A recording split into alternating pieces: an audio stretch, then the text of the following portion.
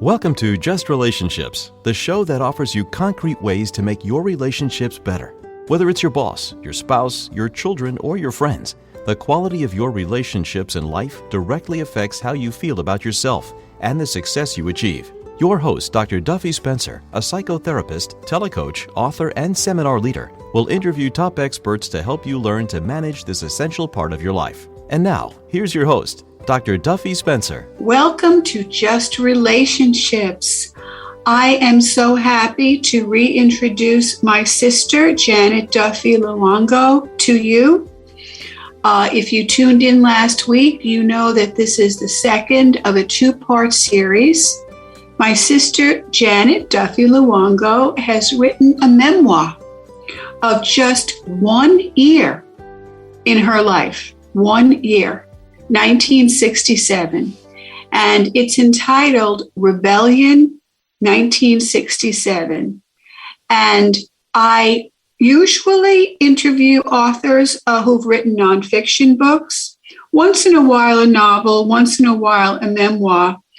But I think that this book, not just because Janet is my sister, this book is really a fascinating, in-depth look at 1 year in our history and how it intertwined with her life and what was going on in our family at the time and all the intergenerational despair and distress and how it impacted her and how she spoke for how it impacted her view of our family members.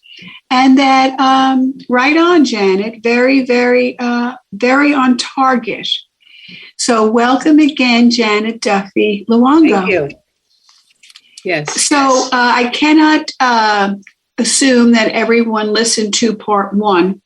So did you want to do, and I'll help you, we'll each do our version of a recap of part one, just to give people a background who may not have heard last week's broadcast. Okay. You want to do it? You want me to do it?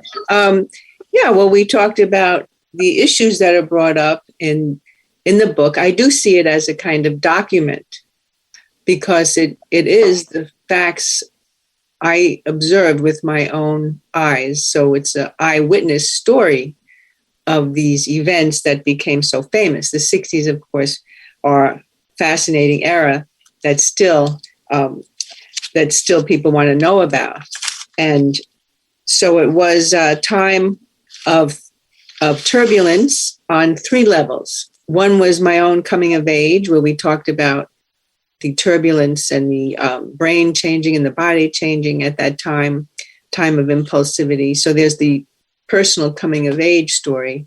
And then there's the story of the family breaking up, just about at the time when teenagers really need the stability of the parents all the more. And going out into a society which was also just about turning upside down with the counterculture, which I was pretty much all for that, except it was destabilizing as well. The norms were all being broken, so it was a little hard to figure out what society was about when it's changing so rapidly. And some ways, of course, it was changing for the better. The war was very divisive. We were living in a time similar to what we're living in now, where we're deeply divided politically on different sides of issues, absolutely different. And we have a racial reckoning after the murder of George Floyd and a lot of marching. And in my book, I talk about the marching I did with Martin Luther King Jr. And Reverend King is someone I just adored. And I was very moved by his 1963 I Have a Dream speech. And I was able to actually hear him speak on Riverside in person in 1967. So yeah, we talked about the family a lot in the first interview we had, Duffy. And yes, it was unstable and tragic in many ways because I believe there was a lot of love in the family. As a matter of fact, I wanted to read my dedication to the book. I dedicate this story to my gifted but hurt parents and sisters. my grandmother Nanny, who watched over us, Jim, my husband, for all his love and support, and people, especially girls, who face daunting obstacles. Beautiful, just beautiful. So poignant, gifted, but hurt. Yeah, and what strikes me about Rebellion 1967 is how it reflects what's happening today with the racial reckoning. And one can say, oh, George Floyd was just a petty criminal. Why should we sanctify him? And it's really not that at all. You know, he was not a very stalwart person per se. He was a victim of racism.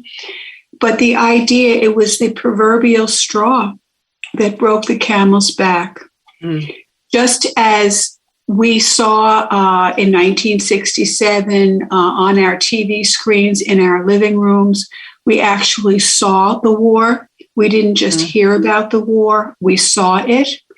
And we all witnessed George Floyd being so brutally murdered in such a seemingly subtle way, of this police officer just calmly putting his knee on his neck, and in such a cold-blooded way. Shocking for everyone.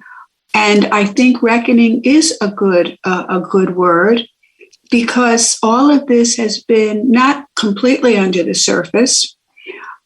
We certainly have had protests over the years, but it has come to a head. And I think that when we look at the nature of history and we look at the nature of formation of norms, we go through what's called forming, storming, norming, and performing. Forming, storming, norming, and performing. And obviously, in the tumult of change, there is the storming stage. So it was storming in the late 60s, early 70s. It's storming now. It's not pleasant. It's not pretty. But I think the point you made in the last show around that we all have made mistakes, and we all have done things we're not proud of. And I'm just thinking about Carl Jung's depiction of the shadow, that all human beings have a shadow. Every single human being in the world has a shadow. Those physical ones, certainly, and also a psychological one. Yes, those things, the nature of the shadow that we want to keep hidden because we are ashamed of them, because we don't even want to admit certain negative, destructive drives within ourselves.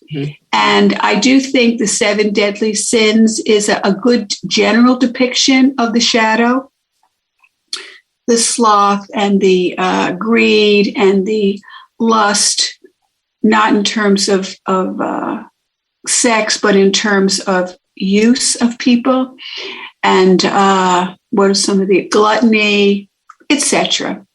So, but it's very helpful, I think, if people understand that they have a shadow, so that when they hear other people and see other people do certain things, they don't rush to judgment. And they say, okay, well, this person is acting out in this extreme behavior because they feel desperate and that sort of thing. Yeah, so go on and tell us more about your fascinating book. I have to tell you, the end, kind of an escape from the East Village. Right. How you escaped. It was like an escape from the East Village, and how you became really very, very frighteningly sick. How you didn't have food to eat, how you had to panhandle, how you didn't have money to pay rent, how you some days didn't have a bed to lie in, how you had to deal with crime in the East Village. It's it's just very, very frightening. And the fact that you are a survivor, that through all that, there was a sense of centeredness inside of you where you could say, gee, this doesn't feel right. This is not for me. I don't want this. I don't want to, even though you were constantly being bombarded with invitations for drug use. Yes, you smoked pot, but you didn't go to you didn't want to be a drug addict and you didn't want to go there. You had enough forbearance to say no, even in that environment, to so many things that were really offered you. Yes, it was a time. I like all these concepts coming from a psychologist. So it's very fascinating to hear the take you have on it, and the idea of the shadow. Yes, and that's I often think that the 60s conjures up for people something positive, the sex, drugs, and rock and roll, kind of in a fun way. Like they've asked me, some people, oh, the 60s, that must have been a lot of fun, So yeah, there were times I do write about the love-ins and the costumes and the beads and the dancing, and they were special and a lot of fun. I love the march with Dr. King and all those things. But what I do write about is the underbelly of the 60s.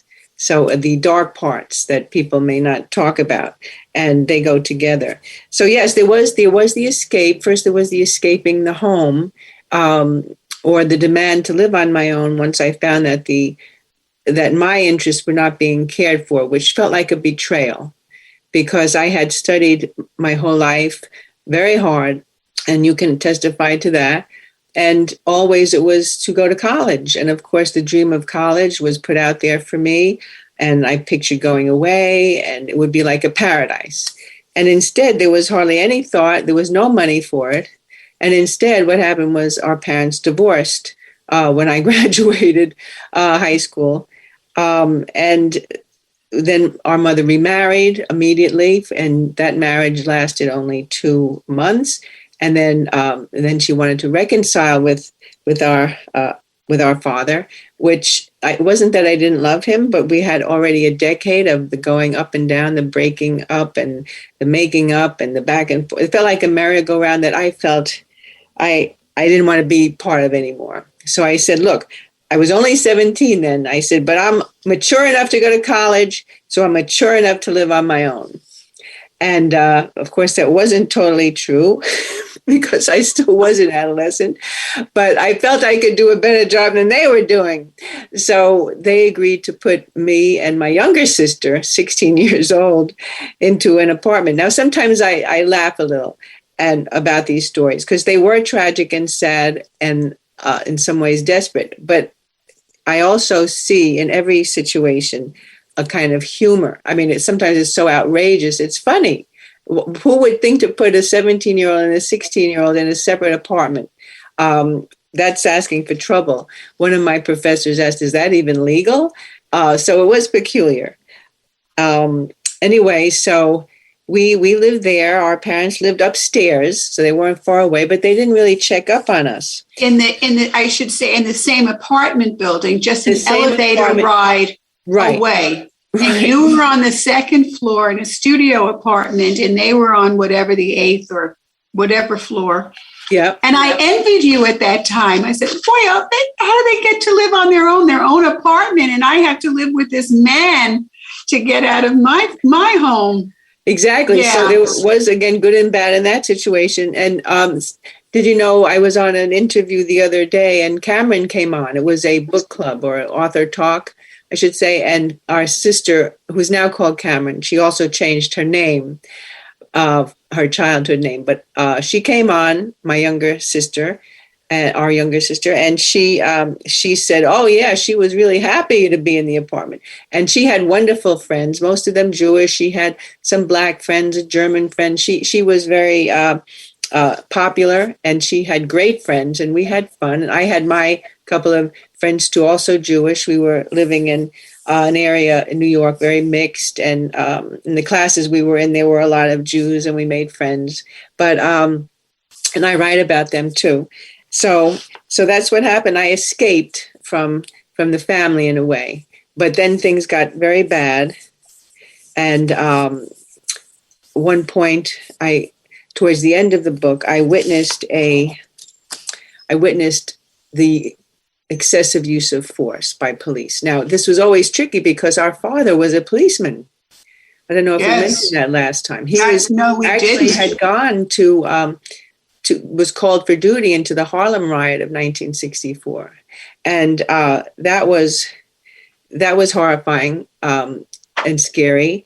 And he also talked to us. He was a historian about the Irish Riot in the Civil War, which he said was actually much worse.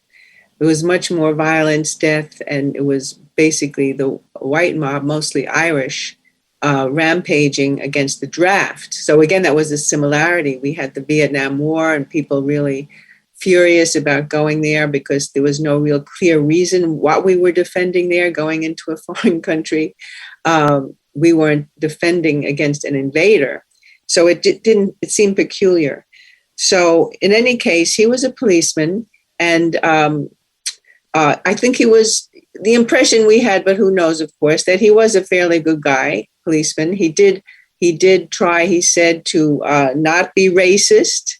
That was one of the things he taught us. And he did admit that some of the other cops were, but he didn't think that was right. He understood, he worked in poor neighborhoods, why people were uneducated. He said the schools are falling apart there.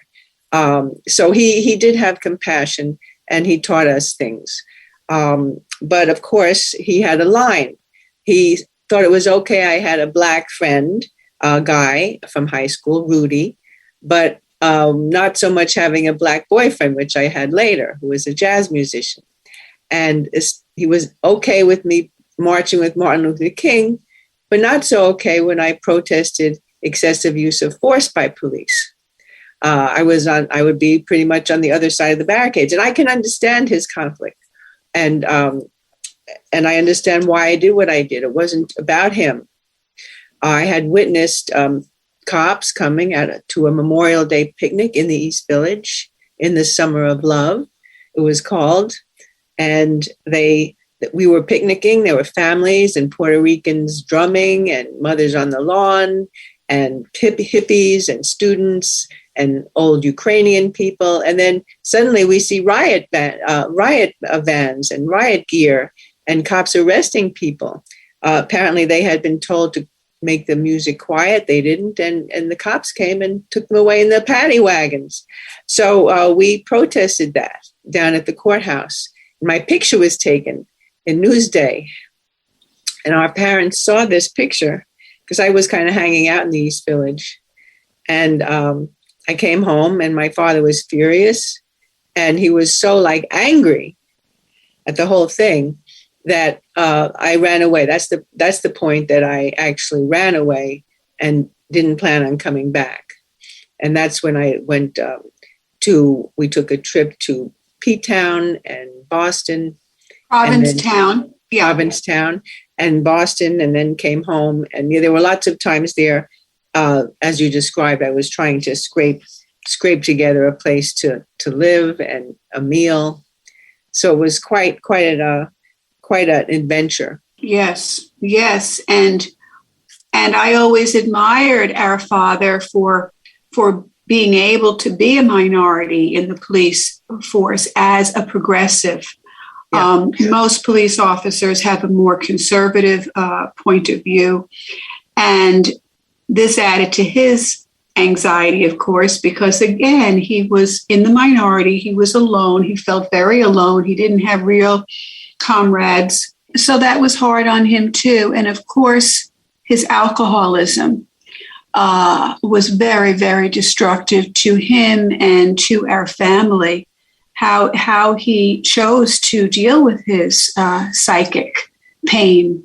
Yes, he was also the black sheep of the family because of leaving the Catholic Church to become Unitarian, Universalist, and that harmed him. And then his parents died in 1966, and so he was now orphaned. And then he had already been divorced, and he was trying. I really do respect that he was in AA trying to kick the habit and get clean.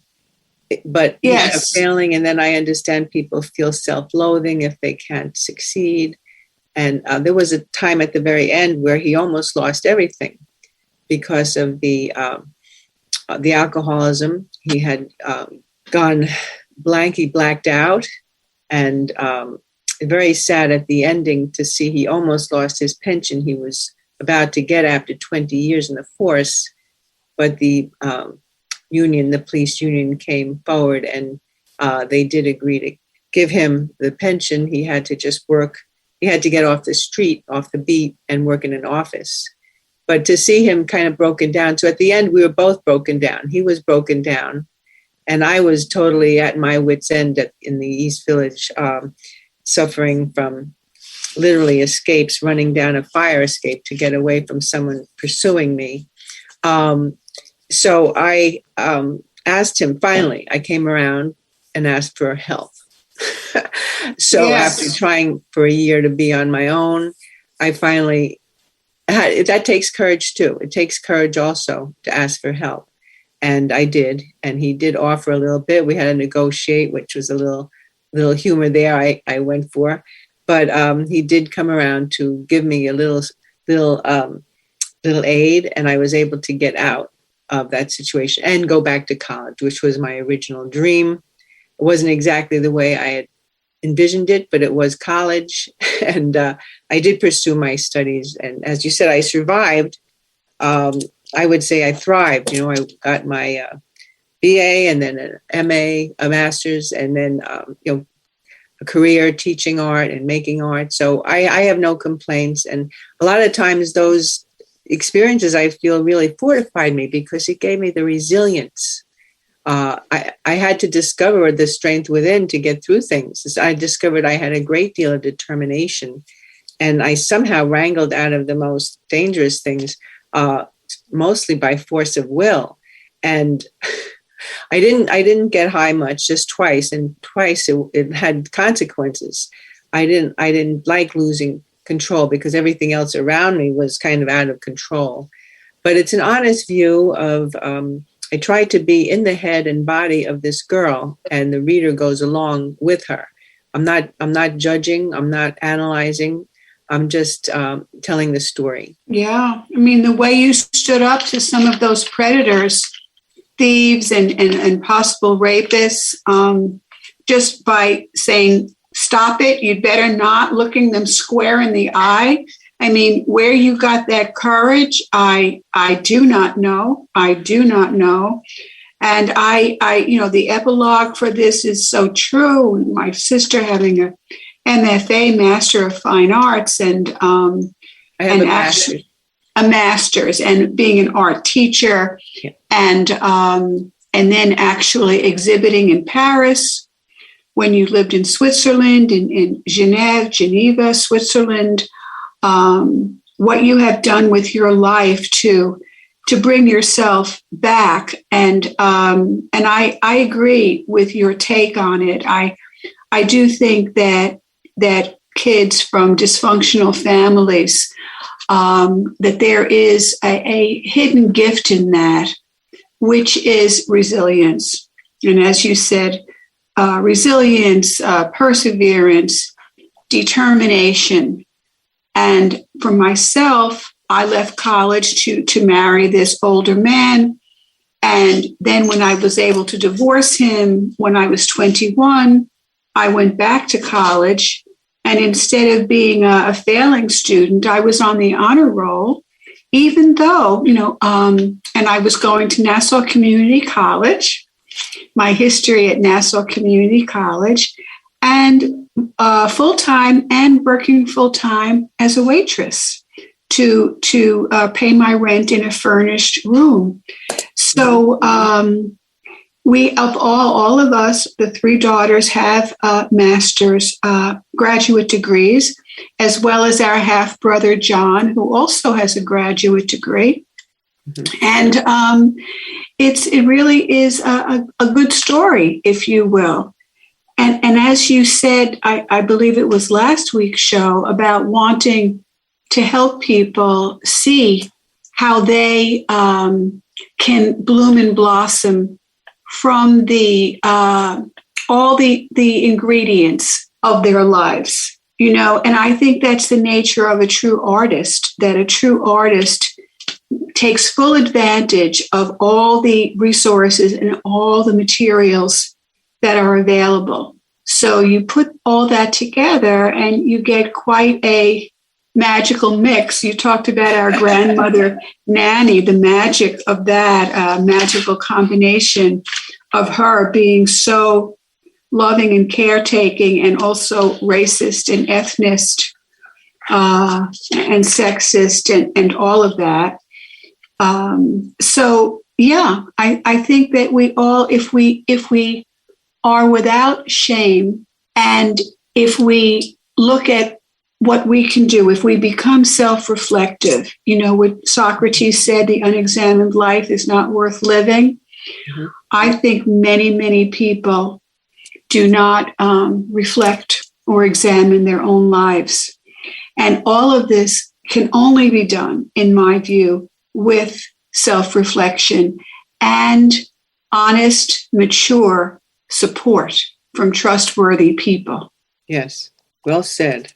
So we have just a minute or two left. Jen, would you like to just close? And by the way, we want to let everyone know that your book, Rebellion 1967, is available online everywhere, as well as in many bookstores. Yes, Barnes & Noble and Amazon, Google and Apple, Walmart. And you can go to my website. It's easy. Janet, Janet, Luongo, Luongo, janetluongo.com. Or you can look up the title, Rebellion 1967, a memoir, and you can find my book. I hope you enjoy it. My main desire was to write a good story, and our stepmother told me that she's not a reader, and she didn't agree with most of the politics in the book, but she said, I couldn't put it down.